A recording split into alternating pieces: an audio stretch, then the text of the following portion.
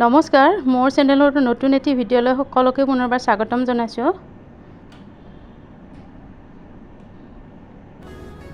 আজি মানিমুনিৰ লগত কণীৰ এখন জোল বনাব লৈছোঁ আৰু তাৰ কাৰণে মই অকণমান মানিমুনি তুলি থৈছিলোঁ ঘৰৰে আৰু সেইখিনি খুব ধুনীয়াকৈ ধুই পখালি লৈ ল'লোঁ। আৰু এতিয়া ইয়াত কেইখিলামান ধনিয়াও দিলোঁ, ঘৰৰে আছিলে, আৰু আদা নহৰু কেইফুটামান আৰু জলকীয়া আৰু পিঁয়াজ অকণমান সৰু সৰুকৈ কাটি দিলোঁ। আৰু এতিয়া ইয়াত গোটা জিৰা আৰু অকণমান জালুক, ইয়াত যিহেতুকে অন্য মছলা ব্যৱহাৰ নকৰোঁ গতিকে এইখিনিৰে আঞ্জাখন বনাম। আৰু মিক্সিৰ গ্ৰাইণ্ডাৰত মই পেষ্ট বনাই ল'লোঁ। আৰু ইফালে গেছত কেৰাহী এটা উঠাই দিলোঁ। প্ৰথমতে মই বইল কৰি থোৱা কণীকেইটা ভাজি ল'ম।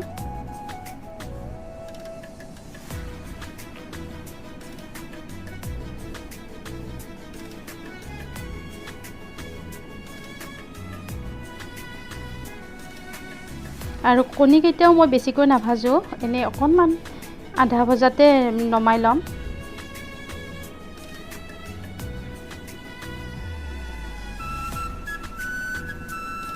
আৰু দেখিছেই নহয়, কণীকেইটা মই নমাই ল'লোঁ। আৰু এতিয়া সেইখিনি তেলতে পিঁয়াজ আৰু জলকীয়া দিলোঁ আৰু কণীৰ লগত আলু এটা বইল হ'বলৈ দিছিলোঁ। এতিয়া আলুটোও ভাঙি দিলোঁ আৰু একেবাৰে চিম্পুল আৰু খুব স্বাস্থ্যসন্মত, যিহেতুকে মানিমুনি আমাৰ পেটৰ কাৰণে বা শৰীৰৰ কাৰণে বহুত বেছি উপকাৰী হয়।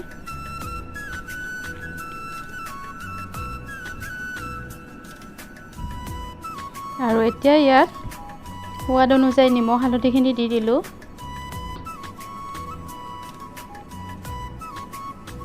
আৰু সাধাৰণতে আমি মাছৰ লগত মানিমুনি, ভেদাইলতা এইবোৰ খাই থাকোঁ নহয়নে? কিন্তু মাজে সময়ে এনেদৰে কণীৰ লগতো খাই চাবচোন, খুব ভাল লাগে খাবলৈ। আৰু এতিয়া এই পেষ্ট বনাই লোৱা মানিমুনিখিনি ঢালি দিলোঁ। আৰু ইয়াত যিহেতুকে আদা নহৰু জিৰা গোটেইখিনি দিয়া আছে আৰু ইয়াত মই বেলেগ মছলা নিদিওঁ।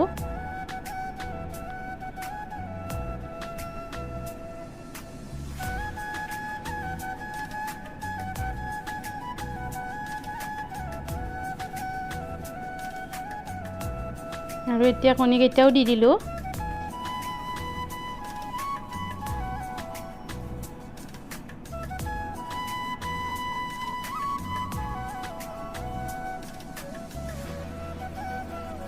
আৰু অকণমান ধনিয়াৰ গুড়া আৰু অকণমান জলকীয়াৰ গুড়া দি দিলোঁ।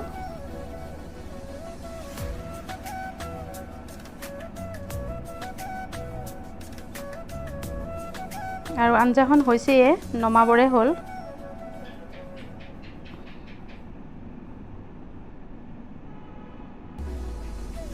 আৰু এয়া মোৰ মানিমুনিৰ লগত কণীৰ আঞ্জাখন ৰেডি হ'ল।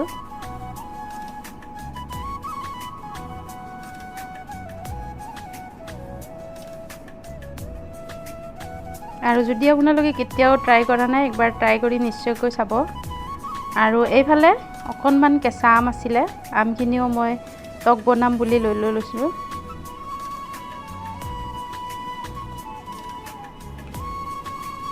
আৰু যিহেতুকে কেঁচা আমৰ বতৰ, গতিকে আমৰ টকনো কিয় নাখাওঁ নহয়নে? আৰু যিহেতুকে আমৰ টকত একো দিয়া নাযায়, গতিকে অকণমান সৰিয়হ আৰু জলকীয়া দুটা দি দিলোঁ।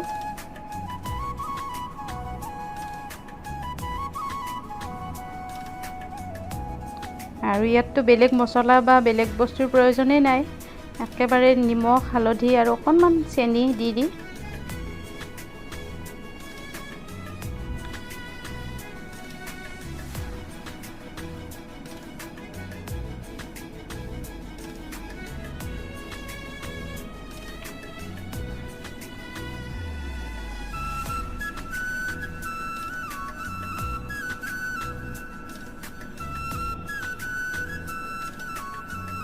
আৰু সিজিবৰ কাৰণে মই অকণমান ইয়াত পানীও দি দিলোঁ। আৰু এইফালে মোৰ আমৰ টকো ৰেডি হৈ গ'ল। আৰু দেখিবলৈ যেনেকুৱা হৈছে, খাবলৈও কিন্তু বহুত বেছি সোৱাদ লগা হৈছিলে।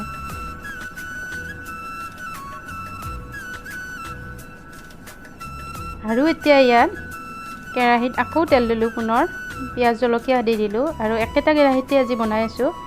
আৰু অকণমান লাওৰ ঠাৰি আছিলে, ৰঙালাওৰ ঠাৰি, আৰু তাৰেও অকণমান বনালোঁ। আৰু যিহেতুকে বনালোঁ গোটেইকেইটাৰে সেইকাৰণে অকণমান ভিডিঅ' কৰি দিলোঁ।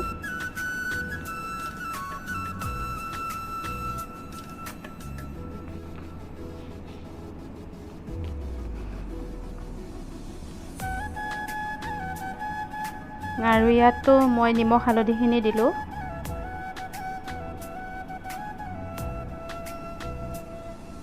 লাওৰ ঠাৰিত যিখিনি পানী আছিলে সেই এক্সট্ৰা পানীখিনি শুহি নোযোৱালৈকে অকণমান সময় লৰাই থাকিলোঁ। আৰু সৰিয়হ, আদা নহৰু অকণমান দি দিলোঁ।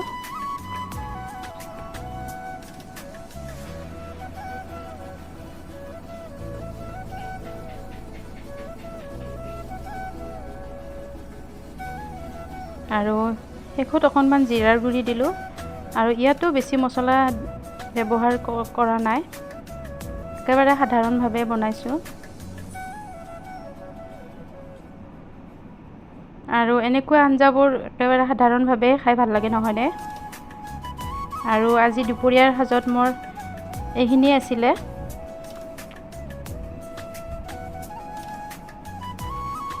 আমৰ টক, একেবাৰে চিম্পুলকৈ বনোৱা এখন থালি।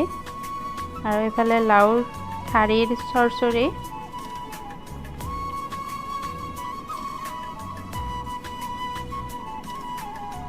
দালি অকণমান বনাইছিলোঁ, আৰু এইফালে মানিমুনিৰ সৈতে বনোৱা কণীৰ আঞ্জাখন।